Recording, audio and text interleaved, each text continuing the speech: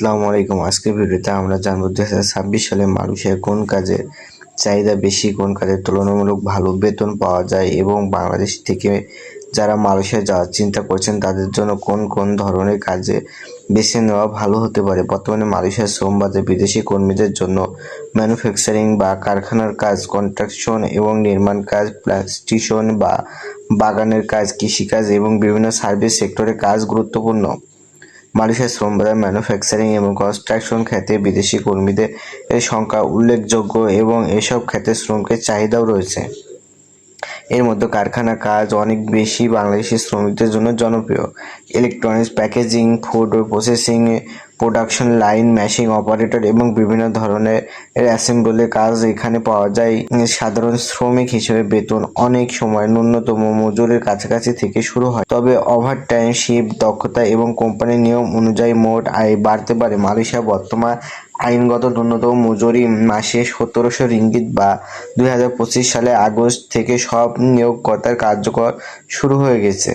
Construction sector বিদেশি কর্মীদের এর জন্য গুরুত্বপূর্ণ একটি খাত। রাজমিস্ত্রি, সহকারী, রড বাঁধাই, form work, tiles, painting, electrical কাজ, প্লাম্বার এবং অন্যান্য নির্মাণ ক্ষেত্রে দক্ষতা সাধারণ শ্রমিকের তুলনায় অনেক ভালো আয়ের সুযোগ হতে পারে। বিশেষ করে কারোর যদি আগে থেকে কোনো কাজের অভিজ্ঞতা থাকে তাহলে দক্ষ কর্মী হিসেবে তার বেতন সাধারণত শ্রমিকের চেয়ে বেশি হতে পারে। তবে কাজের ধরন, কোম্পানির অভিজ্ঞতা এবং ওভারটাইমের উপর প্রকৃতি বেতন অনেকটাই নির্ভর করে। আরেকটি গুরুত্বপূর্ণ খাত হচ্ছে প্লান্টেশন, পাম অয়েল সহ বিভিন্ন বাগানে বিদেশি কর্মীর চাহিদা রয়েছে। এই কাজে সাধারণত শারীরিকভাবে বেশি পরিশ্রমের এবং আবহাওয়ার উপরও অনেকটা নির্ভরশীল। তাই যাওয়ার আগে কাজটি আসলে কি দিয়ে কত ঘন্টা ডিউটি কাজ করতে হবে, থাকা খাওয়ার ব্যবস্থা কি না এবং বেতন কিভাবে হিসাব হবে, এসব বিষয়ে অবশ্যই জেনে নেওয়া উচিত। সার্ভিস সেক্টরে বিভিন্ন ধরনের কাজ রয়েছে। রেস্টুরেন্ট, হোটেল, পরিষ্কার পরিচ্ছন্নতা, রান্নাঘর, ওভার হাউস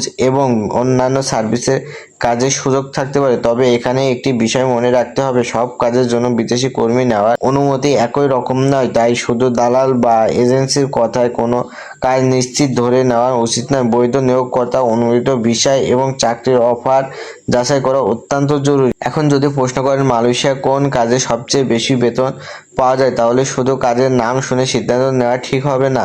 সাধারণত শ্রমিকের ক্ষেত্রে বেতন অনেক সময় ন্যূনতম মজুরির পাশাপাশি থাকে, আবার দক্ষ কর্মী হলে বেতন বেশি হতে পারে, যেমন electrician, welder, machine operator, technician. দক্ষ নির্মাণকারী এবং নির্দিষ্ট ট্রেডে অভিজ্ঞ কর্মীরা সাধারণ শ্রমিকের তুলনায় ভালো বেতন পাওয়ার সুযোগ থাকে। মালয়েশিয়ার সরকারি কর্মসংস্থান ব্যবস্থাপনা টেকনিশিয়ান, ইলেকট্রিশিয়ান এবং প্রোডাকশন টেকনিশিয়ান এবং বিভিন্ন দক্ষ গুরুত্বপূর্ণ হিসেবে চিহ্নিত করা হয়েছে। তবে এখানে একটি গুরুত্বপূর্ণ সতর্কতা আছে। মালয়েশিয়া যাওয়ার জন্য টাকা খরচ করে চাকরি না পাওয়ার ঘটনা সামনে এসেছে। তাই কেউ যদি বলে এই কাজের বেতন 3000 বা 4000 রিঙ্গিত নিশ্চিত, তাহলে শুধু মুখের কথা বিশ্বাস করবে না। কোম্পানির নাম, চাকরির চুক্তিপত্র, মূল বেতন, ওভারটাইমের হার, ডিউটির সময়, থাকা খাওয়ার ব্যবস্থা, অন্যান্য সুবিধা লিখিতভাবে যাচাই করবেন, তারপর সিদ্ধান্ত নেওয়া ভালো। বাংলাদেশি কর্মীদের কাছ থেকে সরকারের জন্য অনেক বেশি টাকা নেওয়ার অভিযোগও প্রকাশ্য হয়েছে। সর্বশেষে বলা যায় 2026 সালে মালয়েশিয়ার কাজের জন্য যারা যেতে চান তাদের কাছে শুধু কোনো কাজে বেতন বেশি এই প্রশ্নটি গুরুত্বপূর্ণ নয়, বরং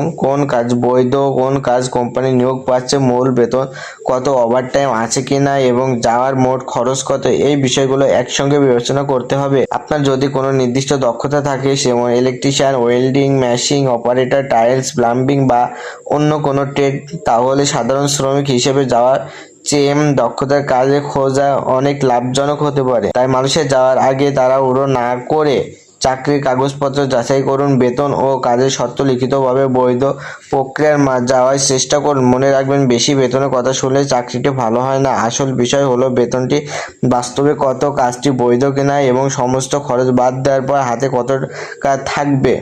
তো আশা করি সকলে বুঝতে পারছেন। যারা বুঝতে পারেননি আমাদেরকে কমেন্ট করবেন, আপনার কমেন্ট অনুযায়ী আমরা বোঝানোর চেষ্টা করব। তো বন্ধুরা, এখানে আমি ভিডিওটি শেষ করছি। আল্লাহ।